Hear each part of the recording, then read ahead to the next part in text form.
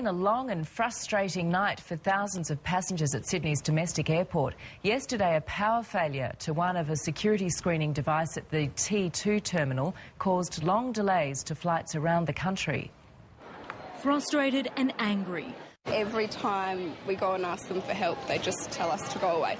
Thousands of passengers were left stranded in Terminal 2 when a security screening device lost power. Shortly after 3 o'clock, staff noticed the equipment failure, but by then it was too late.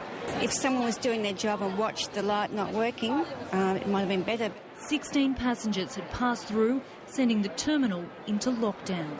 On the tarmac, there was little movement, with aircraft in holding for up to 2 hours. Passengers from Jetstar, Virgin, Tiger Airways, Rex and QantasLink all affected.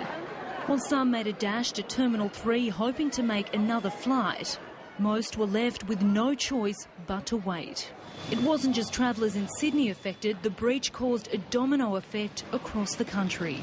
Almost 3 hours later, the terminal was back in business and re-screening finally began. But although the carriers worked throughout the evening to try and clear the backlog, for many passengers there was no choice but to try again in the morning. Erin Willing, 9 News.